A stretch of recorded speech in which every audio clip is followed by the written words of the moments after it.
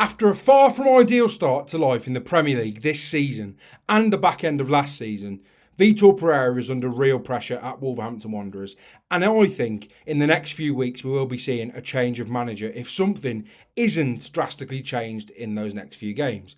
Now let's get straight into my ideal replacements, some pipeline dream replacements, and more realistic ones as well. Hopefully, if you do enjoy this video as well, you could like it, share it with your friends. I've met a few of you recently as well in person, which has been pretty crazy considering I'm just a very small content creator. Thank you all for watching. As I say, please like the video, subscribe to the channel, get in the comments letting me know your dream suggestions for Wolves manager, and let's get straight into the suggestions. Now, my pipeline dream for Wolverhampton Wanderers in a very unrealistic world would be Carlos Corberán, based off the fact that he is one of my favourite coaches in the current coaching sphere, really. Obviously, he is at his boyhood club now in Valencia, and this is very unpopular, mainly for the fact that he was West Bromwich Albion manager, and I completely understand that many people will be turning their nose up at this, and I do get it. If you look at perhaps Valencia's start to the season as well, I think they've won 2, drawn 2 and lost 4, but Carlos Corberán for me would be absolutely brilliant in this Wolves side and would, in my opinion, keep them in the league. We've seen it, when he was the assistant manager at Leeds. We've seen it in numerous games for West Bromwich Albion, a real top manager for them, in my personal opinion. A manager that, if they would have just invested at the time under Shalem Patel, obviously, who was not there at the time of Carlos Corberán, really, they didn't overlap too much. But if Shalem Patel did, invest when Carlos Corberán was there, I think West Brom would have been promoted under him. Defensively, I think he would have been absolutely brilliant for this Wolves side. It's never going to happen, as I say, and it will be unpopular amongst many of you, I'm well aware. But defensively, there's a lot to like about Corberán. I think in terms of intensity and pressing, again, a lot to like. Now, at Valencia, he's mainly played a 4-2-3-1 system. At West Bromwich Albion, there was a mix of a 4-2-3-1. He played a 3 at the back at times, which didn't really work out. But as we've seen this season with Wolves, I think 4 at the back is the best option. I think if he was to play a 4-2-3-1 in this side, you could see a real good double pivot of Andre and Joao Gomez with that almost front 4. Wolves need to be scoring more goals, and I think that would provide it. But as I say, Corberán's unrealistic. So let's get straight into the more realistic and, quite frankly, less attractive propositions. Now, one of my outside shouts is Hütter. Now, this is a really weird one, I'm well aware, but he is one of those managers that he doesn't really have a massive sort of wealth of experience in the game in terms of at a high level, mainly the assistant coach throughout Portugal and also the Portugal under-21 manager more recently as well. Now, he plays a very attacking brand of football, and that's the reason why I don't think he will come in at Wolves. But I always feel like Wolves go for those, I think it's a pretty smart decision in terms of Wolves looking at Portuguese managers, looking at that sort of market. Wolves have operated in a weird market when it comes to managers. I don't think the likes of Sergio Conceição will come to Wolves, obviously having worked at AC Milan, Porto, stuff like that. I don't think he will, take the step down to Wolves, as negative as that sounds. I could see a weird world where Rui Jorge is ultimately Wolves' next manager. Now, as I've said, a really good points per game. If you just take a look at his statistics here as a manager, 2.27 points per game in 127 matches as Portugal under-21 manager, which, yes, is mental. It is a really good points per game. He's had some incredible players across that time period as well. I do think it's a weird outside shout, and he's only in this video mainly because I could see that happening. However, massive risks are his teams do concede a lot of goals, and he's not really known for being the most defensively sound coach in the world, which, to be honest, Wolves desperately need. But this is just one of them for me that I think I could see Wolves going for from in terms of a strategy.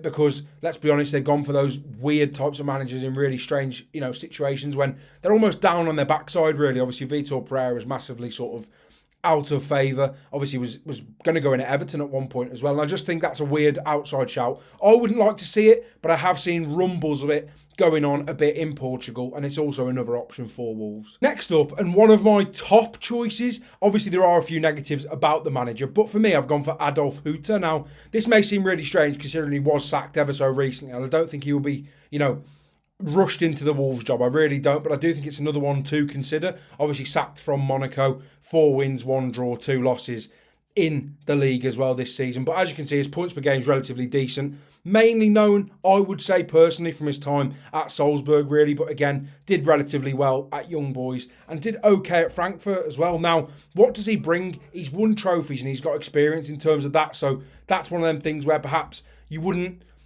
he wouldn't need to do that at Wolves. So is that a right fit? Maybe not. But he's got proven record of being a winner. Obviously, he won with Red Bull Salzburg, the league, He won the domestic double as well at Salzburg, and he's got experience in stronger leagues, which is good. Obviously, the Premier League is a tough league. We all know that. Wolves are massively under the cosh, but I think he could do it. Now, in terms of his tactical setup, he's very, very flexible tactically. He's one of the managers that, for me, has the ability to adapt in certain game states, in certain scenarios. He will go to a 3, he will go to a 4, sometimes he'll go to a 5, and generally in game, he likes to do that. And I think as a manager, Wolves need someone like that, because let's be honest, in recent weeks, as much as Vitor Pereira has changed from a 3 to a 4, the football's still been turgid regardless.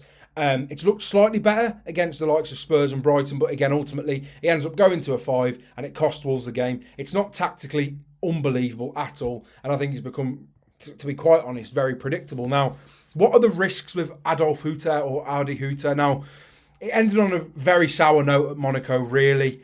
A poor run of form. They had good results earlier on when he came in there, but generally, he hasn't really known to be... He hasn't really known to handle downturns in form that well, which is my big concern. And Wolves are obviously in a massive, massive poor run of form, lack of quality. I don't even know if you can call it run of form. It's been that bad over the last towards the end of the back of last season, throughout pre-season, the start of this one. But in terms of, another concern for me, I think, is the fact that he needs to be backed. Now, if he is going to come in and he is being assured that he's going to get backed in January with the players, with the money that he wants to bring the players in that he wants, then I could see it working. I do think he would work well with the current forward options as well. I think in terms of his attacking football, I think it's a lot more free-flowing than what Vitor Pereira has offered so far this season for Wolves. I think the worry is the budgets and stuff like that, because I don't think, as much as Jeff C said that Wolves will spend in January, and they're going to have a meeting with Vitor Pereira, I think it's going to be very, very tough for him to come in and want to get all the players he wants with this ownership personally. And I do think that would be another issue as to why Adi, I don't think Adi would like that. I don't think Adi would like that at all. Now, the settling in time as well, he's been known to take a while to get going at previous clubs. And let's be honest, you cannot afford to do that in the Premier League with this current Wolves side, the way that things have been going. It's been so poor, and they all need a kick up the backside straight away, and I don't know if he's going to be able to do that straight away, as good as I think he is as an actual coach and tactically. Now, however, one thing I will say about Hütter, and the reason that I've put him forward, is his ability to develop young players. Now, you don't go and work at Frankfurt, you don't go and work at Salzburg for, some of these clubs are elite developers of talent without being one of them, and he absolutely is one of them. Now, we could see the likes of Matheus Mane thrust into the starting 11. We could see Fer Lopez get more minutes under the likes of Hütter, which, again, could be really interesting. But as I've said, the worries are there. The fact that he won't come and work for... you'd be daft to work for this ownership. You'd be daft to come to a side when you've been playing in Europe and you've been winning titles to come to this Wolves side. You'd also be daft given the fact that the expectation and the budget from the owners, let's be honest, the expectation for the owners is to try and stay up despite not doing enough in the summer to keep Wolves comfortably in the Premier League and throughout the last few years since Nuno Espirito Santo left the club. So I think if Wolves want to build, a clear identity, young, dynamic football, he is the man, but they cannot afford to do that in this current climate, in their current situation, in my personal opinion. So as much as I'd like to see him, I think it's very unlikely because of Jeff Shee, and to be quite frank, the way that I don't think the money would be as injected as much as Hütter would need in January. Now, another option for Wolves, and I think it will genuinely be considered, if I'm being completely honest, is Rob Edwards. Obviously played for Wolves, managed Wolves, caretaker manager and assistant manager as well. Massive rapport with the fans. Would he get them back on side? Potentially. Would it be suicide given how his Luton side played in the Premier League? They were free-flowing, but ultimately you can't afford to play like that, as we've seen Burnley have stopped playing like that when they've come up. We've seen Leeds have stopped playing like that when they've come up. We've seen Sunderland stop playing like that when they've come up, although they've signed enough quality to still have that in games and in moments. But is it a good option? Now, as I've said, obviously knows the club inside out, and he would be absolutely brilliant with that side of things. And obviously his side are absolutely flying at the moment in Middlesbrough in the Championship. I don't think he would leave, if I'm being completely honest. I don't think he would leave Middlesbrough at the moment. I think it's going too well. I think he sees him being able to achieve playoffs with them, have a really good season with them, and it is unlikely, yes it is. Now obviously he had a really good record at Luton. Ultimately the Premier League dampened that a bit. But again, he had a really successful time there generally, apart from the back end of his tenure there. But I would love to see it happen. I really would love to see it happen from an emotional standpoint, but from a standpoint of quality, a standpoint of the club needing to do better, needing to get wins on the board, needing to be defensively solid without giving too much away whilst going forward and playing that free-flowing football. I think it's a massive risk. Again, this is another one that I think the owners will look at as a way to try and to flake out of it, to be honest, and just say, do you know what? We'll bring Edwards in, get a bit of rapport with the fans, might get a few results, but ultimately we're going to go down, and then they'll sell the club. I don't think they will sell the club, to be honest, because I don't think Wolves will go down if they get it right, but I don't know if they are going to get it right, so this is the big issue. And as I've said, Rob Edwards is absolutely a valid candidate, but will he come? I don't think he'll come. Would the fans want him? Would you want him? I personally don't think you should want him. I think you should be looking for better than that. And defensively, Wolves need more than that. So for me, again, the option I think the owners will go for, but not for me. Now, if you haven't looked recently, these are currently the sacking odds for Premier League managers. 25% chance that Vitor Pereira gets sacked with odds of 3-1. Ruben Amorim underneath that, that's probably much better now after the result at Anfield. It's a pretty big win for them. But when you look at the net, that list, Keith Andrews, obviously a player that did play for Wolves, but Keith Andrews, a manager that, let's be honest, it's his first managerial season in football, is in charge of the Premier League side as well.